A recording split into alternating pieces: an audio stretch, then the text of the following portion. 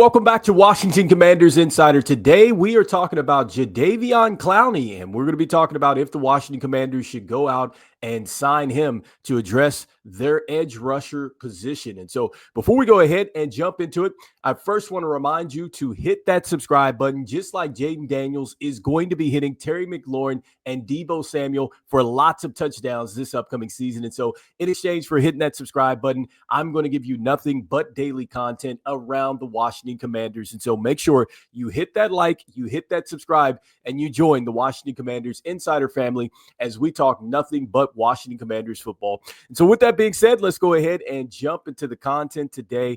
And so we are talking about Jadeveon Clowney. And so if you have not heard, the Carolina Panthers recently released Jadeveon Clowney after one season. And from what I'm seeing here, it looks like that they're saving, right around $7 million and some change by going ahead and cutting him. And so what is the significance here? Well, Jadeveon Clowney is an edge rusher, and what he does is he gets sacks. And so we've been talking about the Washington Commanders addressing the edge position via draft or also via free agency. Clearly, they didn't go out and get anybody via the draft. We know that they've already, signed some players over the free agency period that are going to come in and obviously help us with that position.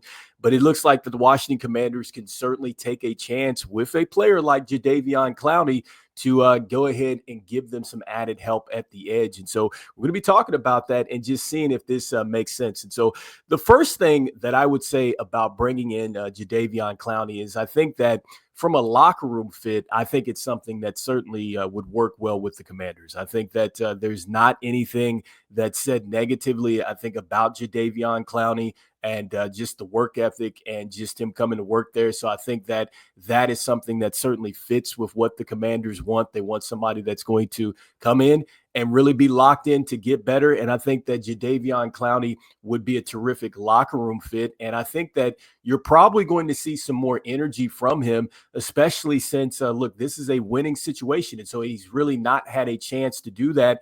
And for a one-year deal, this is perfect for Adam Peters. I think that I've continued to talk about the fact that Adam Peters goes out and he gets value deals where he's giving it to players that really, if they reach their upside for the Washington Commanders, it's huge and it's just a one-year deal. It's not something that would set the franchise back. And so I think that, this signing of Clowney would certainly fit. Next, I think another thing is the obvious is that, look, he is a proven pass rusher. That's the bottom line. Like, this is a guy that has gotten sacks. Now, it hasn't been at a high level, but it's definitely been consistent enough for him to be in the league this long. And so, his best seasons have been 9.5 sacks. And so he had 9.5 sacks with the Houston Texans, a team that he came in the league with. He had 9 the next season after that. So 2017, he had 9.5. Then he came back in 2018 with 9.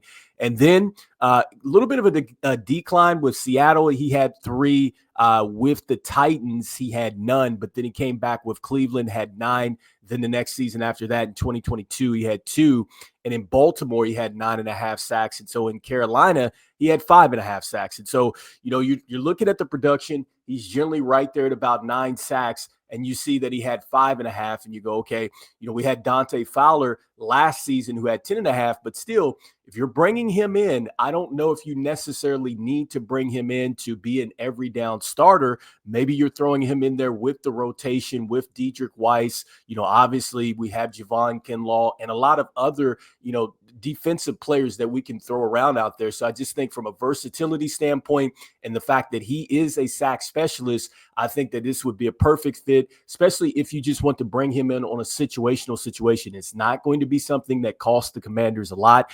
And I think the bottom line, too, is that you have to think about him as more of a disruptor. And so I think that even if he's not getting sacks, I think with his versatility, his athleticism, he could be a guy that you look at it and it's not just about the stats. Maybe it's him getting enough pressure to get the quarterback to climb the pocket and then he runs into a sack that way. You know what I mean? Like his teammates really benefit from him being a disruptor. And so because of that, I think that that's another reason why you would go ahead and you would sign Jadeveon Clowney, just because he could be a guy that could be a disruptor. He doesn't need to put up big numbers, and I think he would be a perfect fit there. Next, I think that he does help your run defense a little bit too as well. I think that, look, he's not going to be anything that is going to just take the top off the defense as far as stopping the run. But I definitely think he certainly helps you there, up front, hopefully establish the edge there.